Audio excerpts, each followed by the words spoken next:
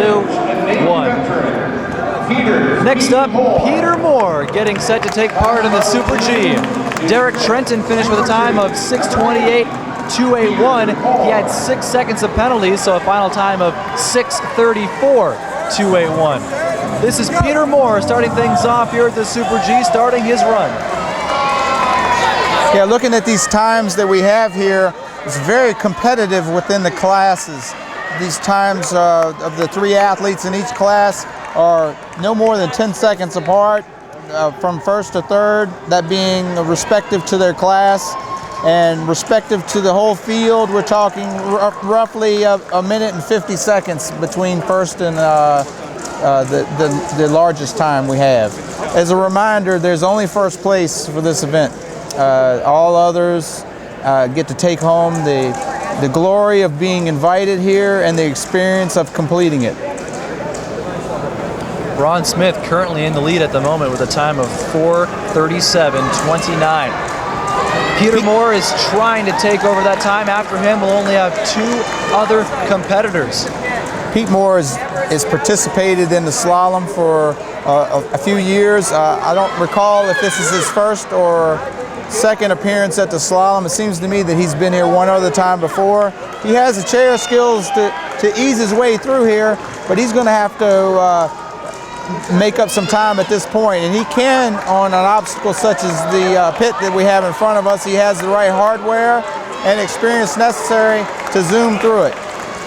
Now he finds himself in the pit, but he's got those thick treaded tires. Over the rocks and over the chains, up and over. Yeah, it's a good execution of that obstacle. Let's see what the pyramid ramp, what kind of execution he has over that. Got his caster stuck a little bit on that 3rd step. Right, slowed his progress just enough to make it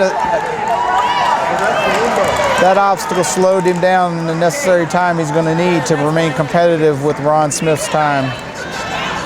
As you can see, there are 3 spotters around each of the competitors at all times, making sure they're there if necessary to catch them if they're falling over or to possibly give them a little bit of assistance through one of the obstacles.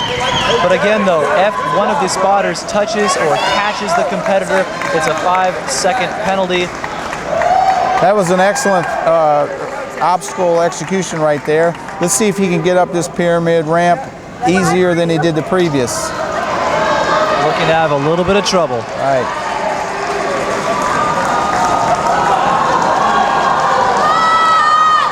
Pete's a class 2, so he's not going to be able to pull that cart with the same amount of ease as the class 4s or 5s.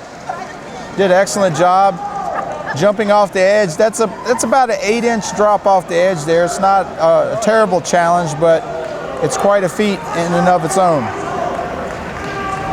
So Peter Moore on the edge. Now he's going down over the mattress.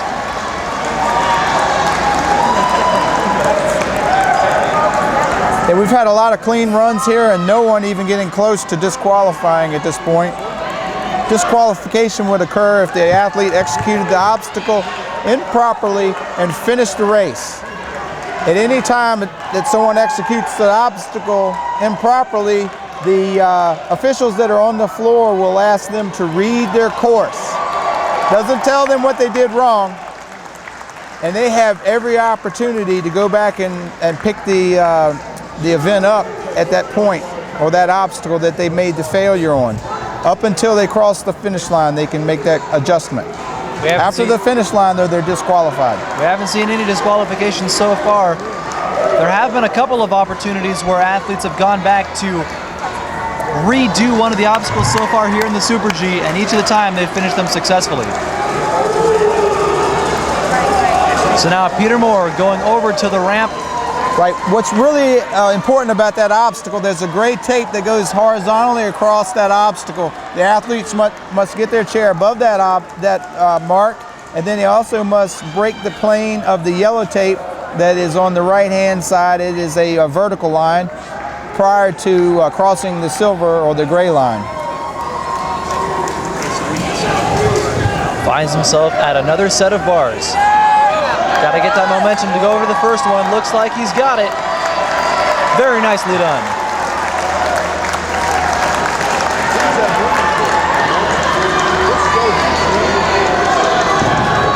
Up and over those stairs, he's got to get a little bit of momentum. This obstacle has given most of our competitors trouble today. Here we are at the decapitator, that long board off across the top, forcing our athletes to lean down, duck their heads to try to get underneath it. Meanwhile, they have to try to navigate over a mattress that's on the ground.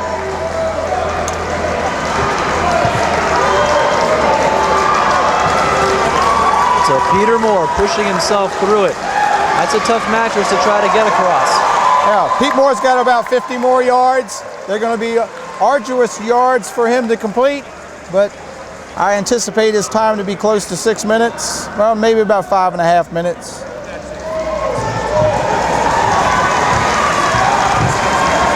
Here's that big hill. This one has been testing the determination of all of our athletes. Peter Moore pushing hard all the way to the top. Right, that's one of the more faster ascents up that ramp that I've seen today. Up goes the American flag. It's tied down, and the salute.